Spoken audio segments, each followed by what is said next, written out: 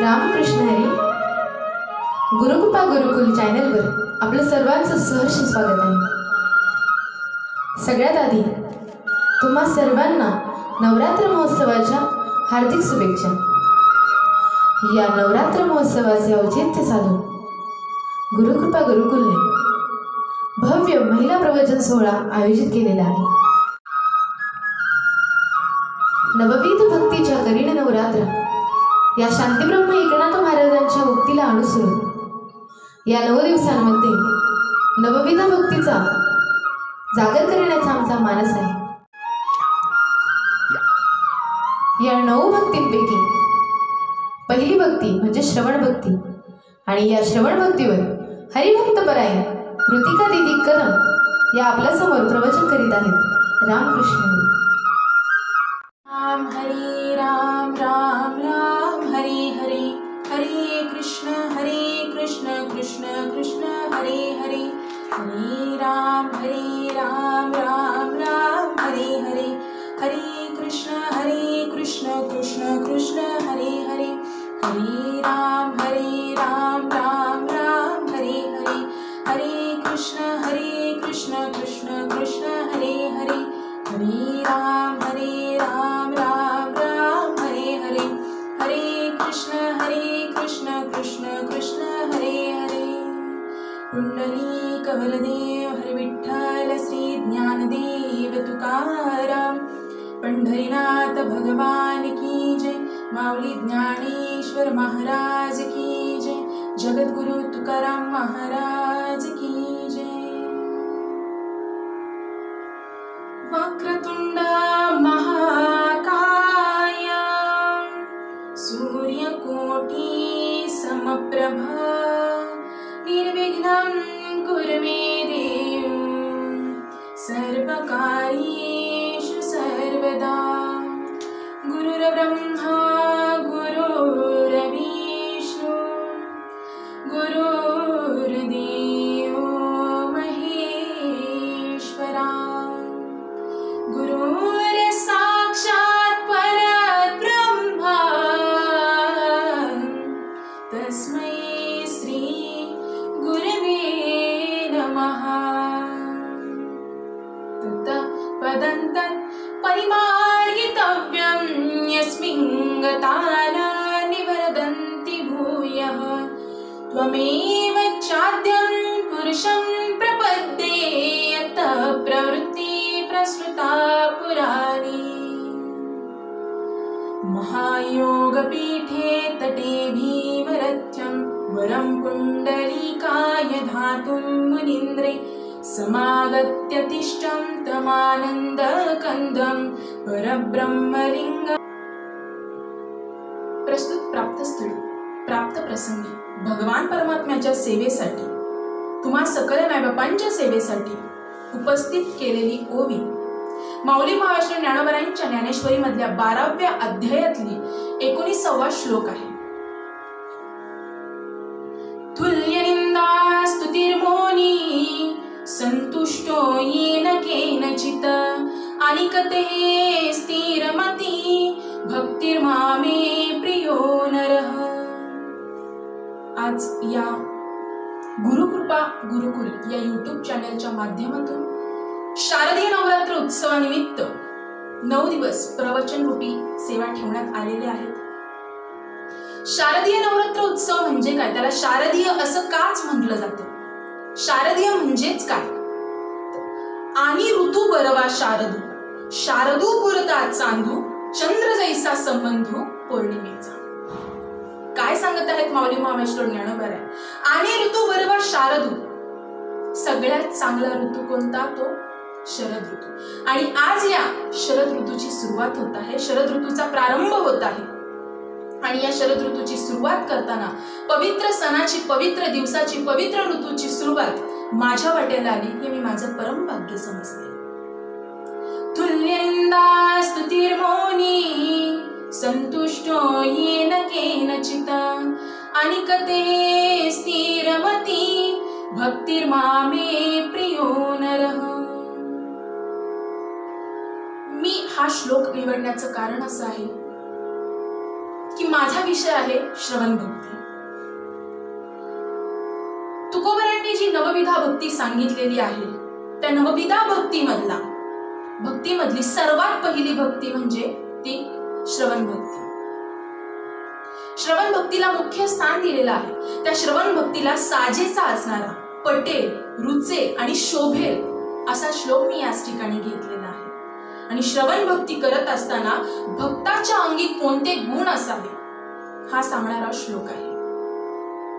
तुल्यनिंदा स्तुतिर्मौनी संतुष्टो येन केनचित् अनिकते स्थिरमती भक्तिर्मामे प्रियो नरः.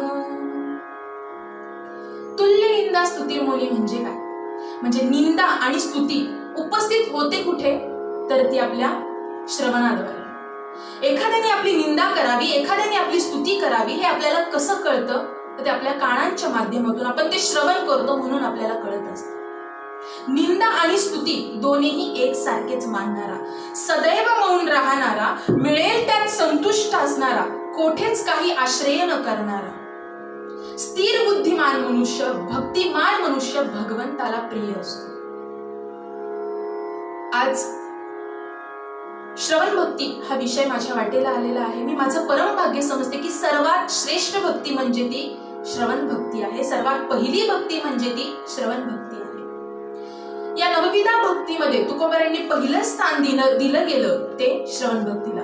तुका म्हणे नवविध भक्ती जाणे तोची शुद्ध. पहिली भक्ती आहे ती श्रवण भक्ती आणि तीच भक्ती आज मी तुमच्या समोर मांडणार आहे. भगवान श्रीकृष्ण अर्जुनाला उपदेश करत असताना उपदेश असा करतात की तेथो निंदेचे नेघे श्रुती न लागे आकाश न लगे लेतू जायचा. म्हणजे काय? आकाश कसं अलिप्त असतं, तुम्हीच पहा ना. आकाशाला स्तुती निंदा याचं काहीही देणं घेणं नसतं. तसंच आपणही आपलं जीवन असंच जगावं. अनुकूल किंवा प्रतिकूल या दोन्ही स्थितीमध्ये आपण जीवन आपलं सारखंच जगावं. की म्हणजे काय? तुम्हाला मी उदाहरण सांगते. आपण अनेक कीर्तनकारांची व प्रवचनकारांची वाणी श्रवण करतो. वाणी श्रवण करत असताना त्यांच्या मुखामधून एखाद्या अभंगावरचं चिंतन असेल, एखाद्या प्रवचनावरचं चिंतन असेल, एखाद्या श्लोकावरचं चिंतन असेल, एखाद्या ओवीवरचं चिंतन असेल, आपण विविध स्वरूपाने ते चिंतन श्रवण करतो आणि विविध स्वरूपाचं त्यांच्या मुखातून श्रवण बाहेर पडत असतं. ते आपण श्रवण करतो. ते श्रवण करत असताना त्या भगवंतावरचं असलेलं आपलं प्रेम, त्या श्रवण भक्तीवरती असलेली निष्ठाच असावी, निष्ठी नसावी. त्या भगवंतावरती असलेली, त्या श्रवण भक्तीवरती असलेली आपली निष्ठा ती कायम स्वरूपी आहे तशीच ठेवावी. तिला डगमगू देऊ नका. कारण की विविध स्वरूपाने आपण त्यांचं चिंतन श्रवण करत असतो. विविध स्वरूपाने भगवंताचं आपण रासलीला ऐकत असतो. विविध स्वरूपाने भगवंताचं नाम, मनन, चिंतन, ध्यान आपण करत असतो. ती फक्त ती आपली निष्ठा आहे आणि भगवंतावरचं प्रेम आहे ते डगमगू द्यायचं नाही. तैसी निंदा आणि स्तुती तेथो द्वेषो द्वेष उपजती श्रवणाद्वारे. म्हणजे काय? द्वेष आणि अद्वेष माऊली महाराष्ट्र ज्ञानोबा याच ठिकाणी काय सांगत आहे? द्वेष आणि अद्वेष म्हणजे काय? हे निर्माण होतं कुठं? हे उपस्थितीत होतं कुठं? तर ते श्रवणाच्या माध्यमातून. आपण दिवसभर जे श्रवण करतो, दिवसभर जे आपल्या कानावरती ऐकायला भेटतं, जे आपल्या कानावरती पडतं, त्या अनुषंगाने आपण आपलं जीवन जगत असतो. त्या अनुषंगाने आपण आपलं आयुष्य जगत असतो. संगत कोणाची करावी? ज्यांचं श्रवण आपल्या कानावरती पडतं ते चांगलं असेल किंवा वाईट असेल, आपला मुख्य मुद्दा आहे की निंदेचे श्रवण. संगतीत आपण कोणाच्या राहायचं? चांगल्या संगतीत राहिलं तर आपल्याला चांगलं ऐकायला भेटतं, चांगलं पाहायला भेटतं, चांगलं अनुभवायला भेटतं. जर आपण वाईट श्रवण केलं तर तुकोबरा याच ठिकाणी सांगतात की निंदेचे श्रवण नको माझे कानी बधीर करूनी ठेवी देवा. देवा, मी एवढ्या चांगल्यांच्या संगतीमध्ये राहिलो आहे, माझ्या कानावरती चांगलं श्रवण पडत आहे, आता मला निंदा ऐकण्याची गरज नाही, कारण मी तुझ्या चरणापाशी विलीन झालेलो आहे. देवा, मला तुझ्या नामाचं वेड लागलेलं आहे, मला निंदेचं श्रवण करायचं नाही. तुकोबराय सांगतायत की देवा, अशी वेळ जर माझ्यावरती आली ना, तर त्याच ठिकाणी तुम्ही मला बधीर करून ठेवा. काय करून ठेवा? बधीर करून ठेवा. मला याचं काहीही देणं घेणं नाही. निंदा असो वा स्तुती असो, मला याचं काहीही देणं घेणं नाही देवा. तुकोबाई विविध स्वरूपाने अभंग आपल्या समोर मांडत असतात की पापाची वासना नको दाव डोळा, त्यावनी आंधळा बराच वेळ. निंदेचे श्रवण नको माझे कानी, बधीर करून ठेवी देवा. असे अनेक अभंग तुकोबरायांचे आहेत आणि प्रत्येक अभंगामध्ये तुकोबराय आपल्या अवयवांचं वर्णन करतात आणि अवयवांच्या माध्यमातून भगवंतापाशी आपण कशी भक्ती केली पाहिजे, भगवंताला आपण कसं आपलंसं केलं पाहिजे ना, हे सांगत असतात. तुकोबरायांच्या आयुष्यामधला प्रसंग आहे की ज्या वेळेस तुकोबराय बहिर दिशेला गेले असताना ज्या झाडीमध्ये गेले होते, त्या झाडीमधून विठ्ठल विठ्ठल विठ्ठल असा आवाज येऊ लागला. तेथून जाणाऱ्या त्या इसमाच्या कानावरती तो आवाज पडला. तो इसम म्हणाला, अशा अपवित्र ठिकाणी मंगलातील मंगल, सारातील सार, पवित्रातील पवित्र भगवान परमात्म्याचं नामस्मरण कोण करत आहे? कोणी बाहेर येतंय का याची वाट पाहू लागली. थोड्याच वेळाने संत श्रेष्ठ जगद्गुरु तुकोबराय झाडीच्या बाहेर आले आणि बाहेर आल्यानंतर तो इसम त्यांना म्हणाला की का हो तुकोबराय, तुम्ही सांगता ना, नाम हे मंगलातील मंगल आहे, नाम हे सारातील सार आहे, नाम हे पवित्रातील पवित्र आहे, आणि अशा अपवित्र ठिकाणी मंगलातील मंगल, सारातील सार, पवित्रातील पवित्र भगवान परमात्म्याचं नामस्मरण तुम्ही करताच कसे हो? तेव्हा तुकोबराय म्हटले की मला माफ करा, माझी वाचा अनावर झाली. तेव्हा तो इसम म्हणाला की काही हरकत नाही, पण तुम्हाला मी एक सोपा उपाय सांगतो. 5 इंच आकाराची सुई घ्या, ती जिभेच्या आरपार टोचा, म्हणजे ती वळवळ करणार नाही. तुकोबरायाने त्या इसमाचं ऐकलं आणि पुढे निघून गेले. पुन्हा दुसऱ्या दिवशी त्या झाडीमधून तोच आवाज, विठ्ठल विठ्ठल.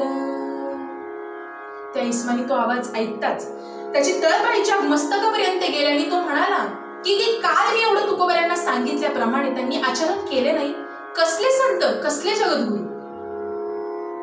तेव्हा तुकोबराय झाडीच्या बाहेर आले आणि तो इसम त्यांच्या अंगावरती धावून गेला आणि म्हणाला की का हो तुकोबराय, तुम्हाला मी एवढं काल सांगितल्याप्रमाणे तुम्ही आचरण केलं नाही.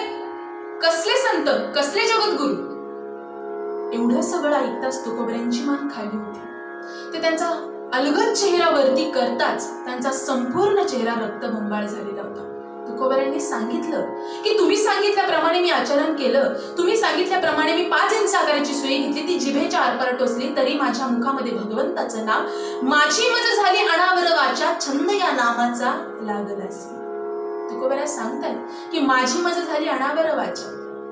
अनेक अवयवांच्या माध्यमातून तुकोबराय आपल्याला सांगत आहेत की भगवंताचं नामस्मरण कसं केलं पाहिजे. घेई घेई माझे वाचे, गोड नाम विठोबाचे, तुम्ही घ्या रे डोळे सुख, पहा विठोबाचे मुख, तुम्ही ऐका रे कान, माझ्या विठोबाचे गुण, मना तेथे धाव घेई, राहे विठोबाच्या पायी, तुका म्हणे देहा, नको सोडू या केशवा. तुकोबराय आपल्याला सांगत आहे की भगवंताच्या नामाचा महिमा काय आहे, श्रवण भक्ती केल्याने काय होतं आणि श्रवण भक्ती कशी करावी.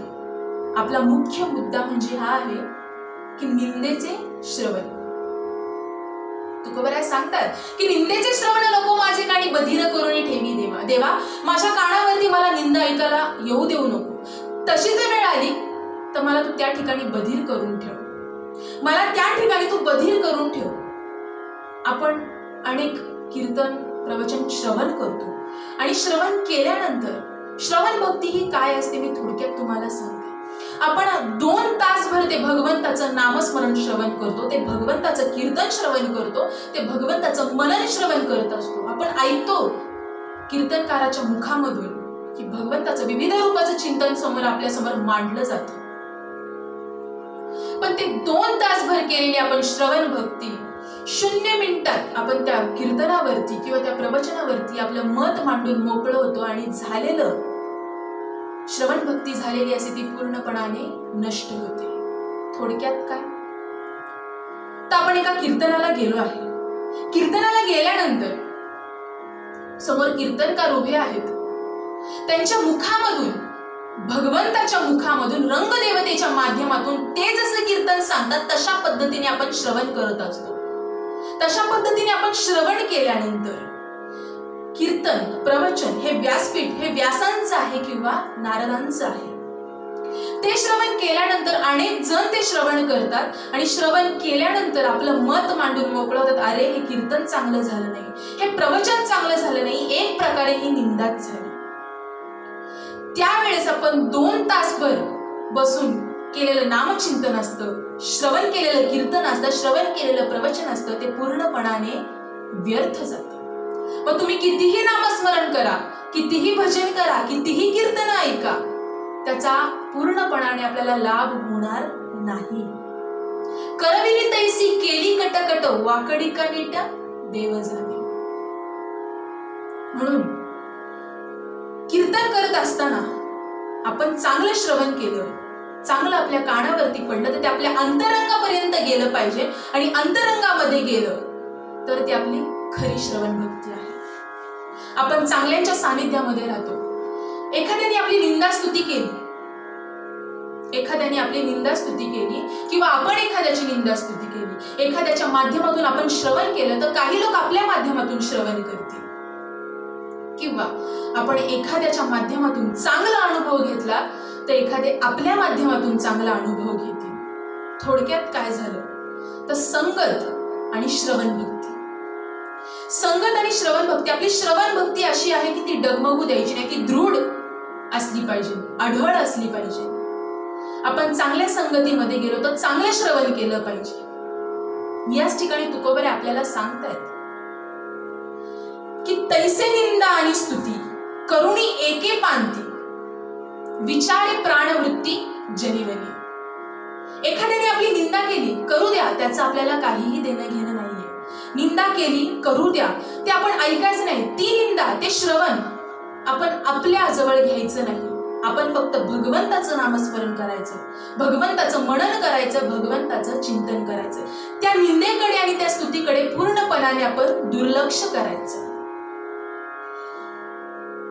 आपण आपल्या घरामध्ये बसलेला असताना आपल्याला घरामध्येच बसून बाहेरून एखाद्या भजनाचा आवाज आला, एखाद्या कीर्तनाचा आवाज आला तर आपण त्या दिशेला जात असतो, त्या दिशेने आपण मार्गक्रमण करत असतो. आणि मार्गक्रमण केल्याने आपण आपलं संपूर्ण देहभान विसरून जातो. संपूर्ण देहभान विसरून जातो का तर ते भगवंताच्या नामाचं श्रवण आपल्या कानावरती पडत असतं. एखादं भगवंताचं नाम आपल्या कानावरती पडलं तर आपण संपूर्ण देहभान विसरून आपल्या डोळ्यापुढे फक्त भगवंताचं सुंदर असं रूप आणि मुखामध्ये भगवंताचं सुंदर असं नामच असते. संत सखुबाई सगळ्यांना माहितीच असतील. लहानपणापासून वारकरी संप्रदायामध्ये वाढलेल्या संत सखुबाई, लहानपणापासून विठ्ठल नामाची पताका ज्यांच्या घरामध्ये आहे त्या अशा संत सखुबाई लहानपणापासून भगवंताचं नामस्मरण करायच्या, भगवंताचं चिंतन करायच्या, भगवंताचं मनन करायचं. पण संत सखुबाईंच्या लग्नाचं वय झालं आणि लग्नाचं वय झाल्यानंतर संत सखुबाईंनी काय करावं? लग्नाचं वय झाल्यानंतर लग्नाला होकार द्यावा. लग्न झालं, लग्न झाल्याच्या नंतर लग्नाच्या पहिल्या किंवा दुसऱ्या दिवशी लग्नाची पूजा असते. संत सखुबाईंच्या सासूने संत सखुबाईंना सांगितलं की सखू थोडासा हा केर घे, टोपलीभर केर घे आणि रस्त्याच्या पलीकडे टाक. तेव्हा संत सखुबाईंनी त्यांच्या सासूची आज्ञा ऐकावी आणि संत सखुबाईंनी टोपलीभर केर घ्यावा आणि तो रस्त्याच्या पलीकडे टाकायला जाणार. तेवढ्यात त्यांच्या कानावरती भगवंताच्या दिंडीचं नाम पडलं. श्रवण त्यांच्या कानावरती आलं की दिंडीमधलं भजन खूप सुंदर असं, ज्ञानोबा माऊली तुकाराम, ज्ञानोबा माऊली तुकाराम. भगवंताचं सुंदर असं श्रवण संत सखुबाईंच्या कानावरती पडलं आणि संत सखुबाईंनी काय करावं? त्या टोपली सकट केर तिथे टाकून द्यावा, संपूर्ण देह भान विसरावा आणि त्या दिंडीमध्ये मार्गक्रमण करावं.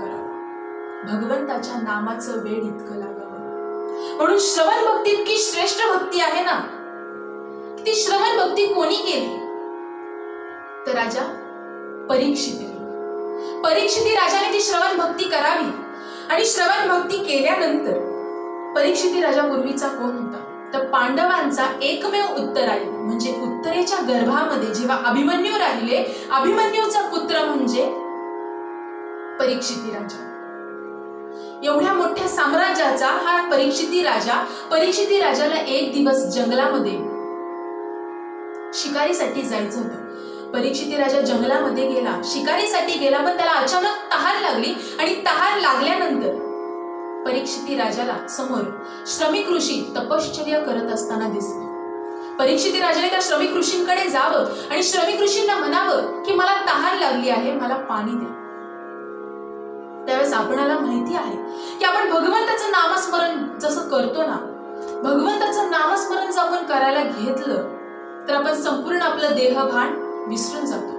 फक्त भगवंताच्या नामस्मरणापाशी आणि भगवंताच्या सुंदर अशा रूपापाशी आपलं लक्ष केंद्रित असतं. तेव्हा परीक्षिती राजाने काय करावं?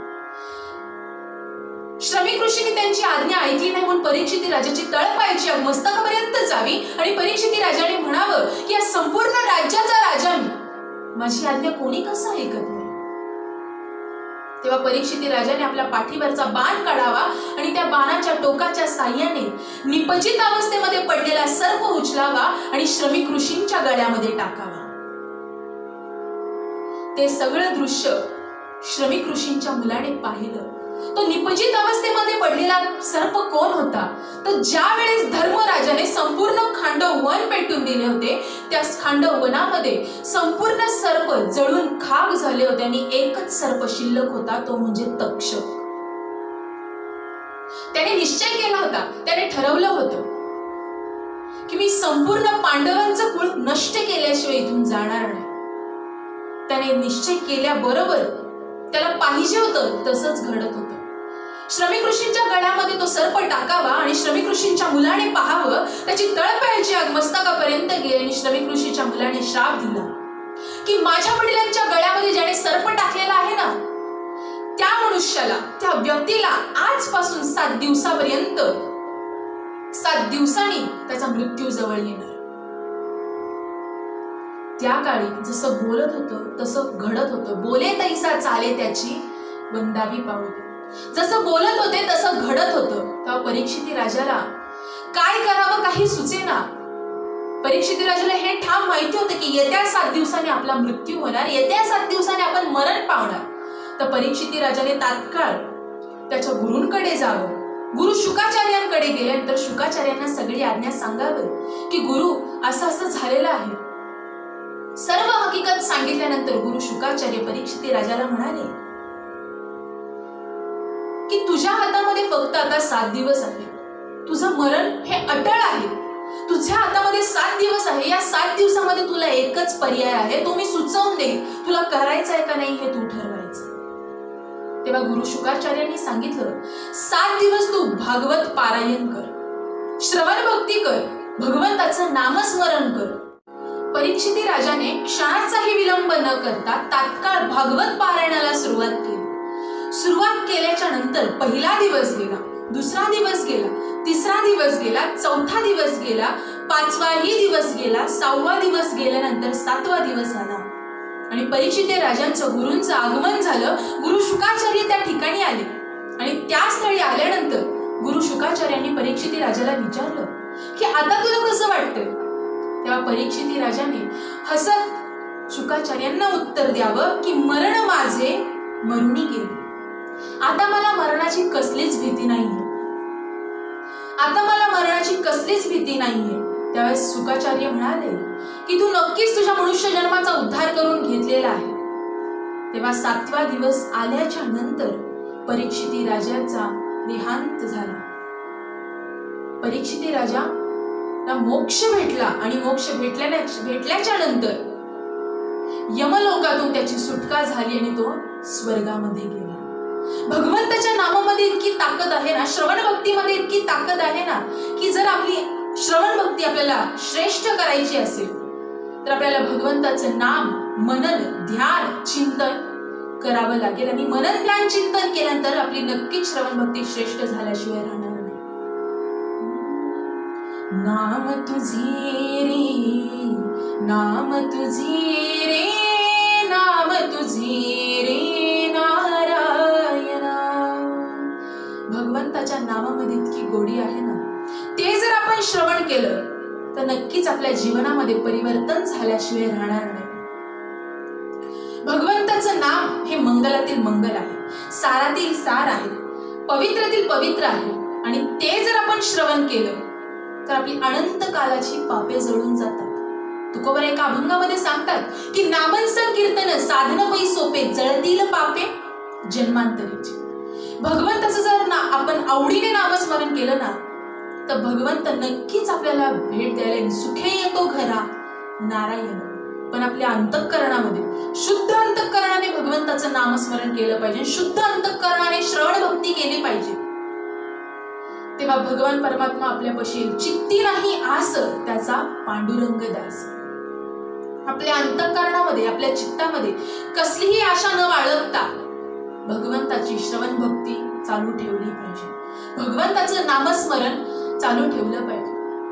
जर आपण भगवंताचं नामस्मरण केलं ना तर तो भगवंत आपल्या भक्तासाठी पहिल्या हाकेवरती धावून येईल. मीराबाईंसाठी भगवंताने काय केलं? मीराबाई साठी घेतो विष प्याला, मीराबाई साठी घेतो विष प्याला, दामाजीचा झाला पाडेवार, ऊंच नीच काही नेने भगवंता, तिष्ठे भाव भक्ती देखोनिया, तिष्ठे भाव भक्ती देखोनिया. जर आपण भगवंताचं नामस्मरण अंतःकरणापासून केलं, भगवंताची श्रवण भक्ती एकदम निष्ठेने केली तर भगवान परमात्मा आपल्यासाठी धावून आल्याशिवाय राहणार नाही. भगवान परमात्मा आपल्यासाठी धावून आल्याशिवाय राहणार नाही. भगवंताचं नामस्मरण असं करा की संत जनाबाईंच्या गौऱ्या विठ्ठल विठ्ठल बोलत होत्या. भगवंताचं नामस्मरण असं करा की चोखोबऱ्यांची हडं विठ्ठल विठ्ठल बोलत होती. नामामध्ये इतकी ताकद आहे, भगवंताच्या नामामध्ये इतकी ताकद आहे की ज्या वेळेस समुद्रावरती सेतू बांधण्याचं काम चालू होतं, समुद्रावरती सेतू बांधण्याचं काम चालू होतं, एक दगड घेतला हनुमंतरायांनी, तो दगड घेतला, तो पाण्यात टाकला, तो तरला, पण अस्ताव्यस्ता पडला. दुसरा दगड घेतला, तोही तरला, पण अस्ताव्यस्ता पडला. असे बरेच दगड टाकून पाहिले, सेतू काही तयार होईना. तेव्हा हनुमंतरायांच्या डोक्यामध्ये एक युक्ती आली की आपण एका दगडावर रा व दुसऱ्या दगडावर म अशी 2 अक्षरे लिहून दगड पाण्यात टाकले तर ते करून पाहिले. दगडाबरोबर दगड चिटकावून बसले. अशा प्रकारे समुद्रावर सेतू बांधण्याचं काम चालू झालं. पण इकडे प्रभू रामचंद्रांच्या मनामध्ये शंका उत्पन्न झाली की माझ्या नावाने दगडी तरंगतायच कशी. तेव्हा प्रभू रामचंद्रांनी काय करावं? रात्र झालेली, रात्र झाल्यानंतर सर्व वानर सैन्य झोपून गेली होती आणि समुद्राच्या किनारी यावं आणि समुद्राच्या किनारी आल्यानंतर एक दगड घेतला, तो पाण्यात टाकला, तोही तळाशी गेला. ज्या वेळेस प्रभू रामचंद्रांची येण्याची चाहूल लागली त्यावेळेस हनुमंतरायांना जाग आली आणि हनुमंतराय देखील प्रभू रामचंद्रांच्या पाठीमागे आले होते. प्रभू रामचंद्र प्रयोग करून पाहत होते की दगड का तरत नाही. तेव्हा प्रभू रामचंद्रांनी इकडे तिकडे मान फिरकवली. तेवढ्यात त्यांना पाठीमागे हनुमंतराय दिसले आणि हनुमंतरायांना प्रभू रामचंद्रांनी विचारलं की हनुमंता तुम्ही केव्हा आलात? तेव्हा हनुमंतरायांनी हसून उत्तर दिलं, प्रभू मी पहिल्याच दगडाला आलो. तेव्हा प्रभू रामचंद्र हनुमंतरायांना म्हणाले की असं का होतंय की माझ्या हातून पाण्यामध्ये दगडी तरंगत नाहीये. तेव्हा हनुमंतरायांनी हसून उत्तर दिलं, तुझ्या नामाचा महिमा तूच नकळे मेघ श्यामा. म्हणजे देवापेक्षा देवाचं नाम सर्वात श्रेष्ठ आहे. ते जर नाम, त्या जर नामाची आपण श्रवण भक्ती केली ना तर नक्कीच आपल्या जीवनाचा उद्धार झाल्याशिवाय राहणार नाही, आपल्या जीवनामध्ये परिवर्तन घडल्याशिवाय राहणार नाही. भगवंताचं नामस्मरण करायला आपल्याला पैसा अडका काहीही लागत नाही. पैसा अडका आपल्याला काहीही लागत नाही. पैसा न लागे, रुपया न लागे, न लागे कवडी दमडी, न लागे कवडी दमडी. बोलो राम राम राम बोलो, श्याम श्याम श्याम बोलो, बोलो राम राम श्याम श्याम मनवा मनवा खेती करो हरि नाम की मनवा खेती करो हरि नाम की। भगवंताच्या नामस्मरणासाठी आपल्याला पैसा अडका काहीही लागत नाही। भगवंताचे नामस्मरण करण्याची पद्धत वेगळी आहे। ठाईच बैसोनी करा एक चित्त आवडी अनंत अळवावा।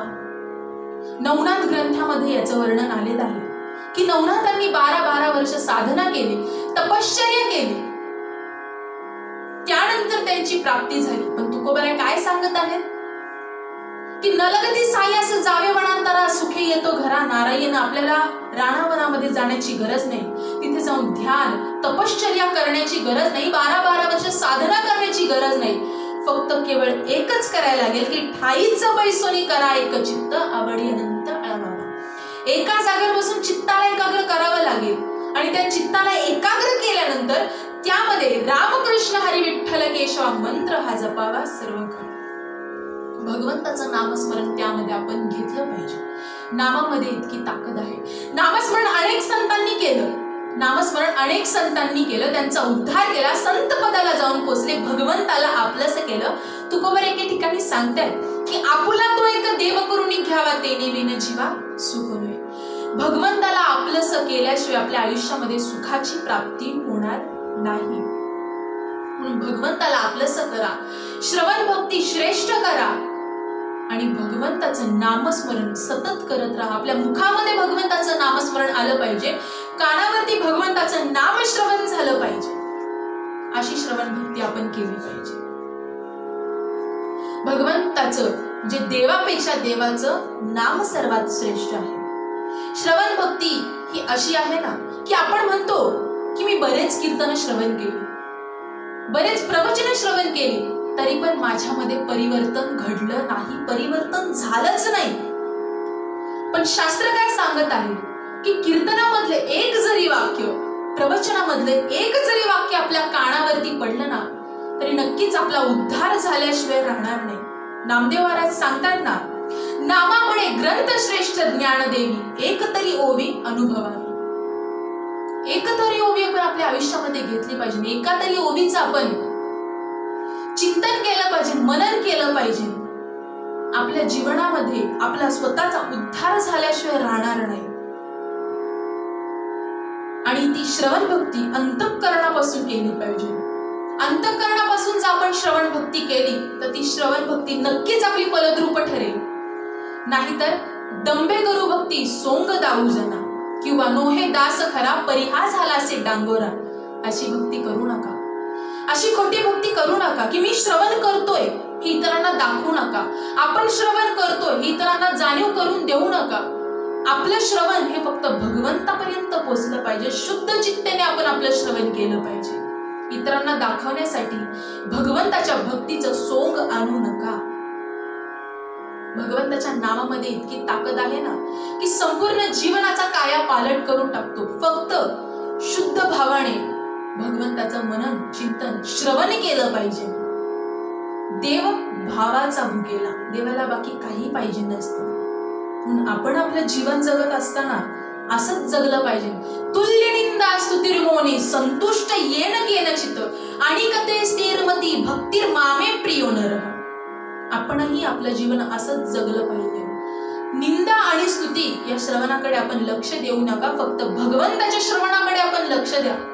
निंदा आणि स्तुती ही उपस्थित आपल्या श्रवणाद्वारे होते हे आपल्याला माहिती आहे, पण ती बाजूला टाकून तुकोबरांचे एकच प्रमाण आपण लक्षात ठेवलं पाहिजे की निंदेचे श्रवण नको माझे कानी बधिर करुणी ठेवी देवा। देवा मला निंदेचं श्रवण नकोय।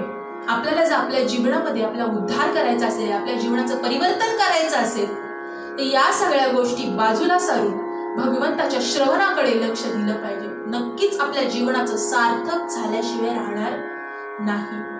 आयुष्य कसं जगलं पाहिजे मी माझ्या प्रत्येक कीर्तनामध्ये आणि प्रत्येक प्रवचनामध्ये थोडं का होईना समाज प्रबोधनावर बोलत असते। आणि आज याच ठिकाणी गुरुकृपा गुरुकुल या YouTube चॅनेलच्या माध्यमातून माझी लाईव्ह प्रवचन रूपी सेवा ठेवण्यात आली होती. मला इथे आमंत्रित करणारे मृदुंग सम्राट हरिभक्तपरायण वैभव महाराज धुडे आणि त्यांच्या असणाऱ्या सौ वर्षाताई धुडे, त्यांनी मला याच ठिकाणी आमंत्रित केलं. त्यांचे मी आभार मानते. आपलं जीवन जगत असताना आपण कसं जीवन जगलं पाहिजे ना, थोडक्यात सांगते आणि माझ्या सेवेला मी पूर्ण विराम देते. आपण जर आपलं जीवन जगत असताना इतरांकडून आपला फायदा करून घ्यायचा नाही, आपल्याकडून इतरांना सुख मिळालं पाहिजे असं आपण जीवन जगलं पाहिजे. थोडक्यात काय, आनंद या जीवनाचा सुगंधा परी दरवळावा, झिजुनी स्वतः चंदनाने दुसऱ्यास मधुगंध द्यावा. आनंद या जीवनाचा सुगंधा परी दरवळावा. आपलं आयुष्य आपण असंच जगलं पाहिजे. आणि जीवन जगत असताना एक गोष्ट नक्की लक्षात घ्या, आपल्या आई वडिलांना विसरू नका. स्त्रीगुण हत्या टाळा. आता हे नवरात्रीचे दिवस आहेत, 9 दिवस आहेत. आपण स्त्री रूपामध्ये जगदंब मातेची आपण सेवा करत असतो. त्या मातेची आपण श्रवण भक्ती करत असतो. त्या मातेला आपण आपलंसं करण्याचा प्रयत्न करत असतो ना. खरंच या जगामध्ये स्त्रीगुण हत्या थांबली पाहिजे. आपण म्हणतो की मुलगा असेल म्हणजे वंशाचा दिवाच पाहिजे. थोडक्यात काय, तो वंशाचा दिवा पाहिजे. पण ती दुर्गा माता, ती तुळजाभवानी, ती जगदंबाई तुमच्या पोटी आलेली तुम्हाला चालणार नाही का? एका चिमुकल्या मुलीचे म्हणणं आहे आपल्या आईला, ती आईच्या उदरामध्ये असताना आपल्या आईला सांगते की आई मला हे जग पाहायचं आहे ग आई, मला या जगामधून तू बाहेर काढू नकोस, मला इथून नाहीच करू नको, मला तू तुझ्या उदरामधून बाहेर काढ, मला तू जन्म दे, मला हे जग पाहायचं आहे. ती मुलगी आपल्या आईला सांगते की आई तू जसं हे जग पाहिलं आहेस ना ग, तसं मलाही जग पाहायचं आहे. तू जसं हे जग घडवलंस तसं मलाही हे जग घडवायचं आहे. वंशाच्या दिव्यापायी नको पंती विझवू गाई, वंशाच्या दिव्यापायी नको पंती विझवू आई. 9 महिने 9 दिवसांनी हो झाली जग बघण्याची घाई, वंशाच्या दिव्यापायी नको पंती विझवू आई. उद्या तुझ्या गर्भाची गा चाचणी होणार गा, मुलगी आहे म्हणून सारे नाक मुरडणार ग. माझ्या चिमुकल्या कानाला तुझी कुजबुज ऐकू येई, माझ्या चिमुकल्या कानाला तुझी कुजबुज ऐकू येई. वंशाच्या दिव्यापायी नको पंती विझवू आई. खरोखरच स्त्रीगुण हत्या टाळावी. एखाद्या महिलेला, एखाद्या स्त्रीला हे जग पाहायला द्यावं की स्त्रीमुळेच प्रत्येक क्षेत्रामध्ये आता सर्वात पुढे महिलाच आहेत. प्रत्येक क्षेत्रामध्ये आता सर्वात पहिल्या महिलाच आहेत. म्हणून हे तुम्ही विसरू नका की ती जन्म देणारी तुमची आई आहे, ती तुमची बहीण आहे, तुमची आजी आहे, तुमची मावशी आहे, अनेक नाती आहेत, केवळ ती तिच्यामुळेच आहे.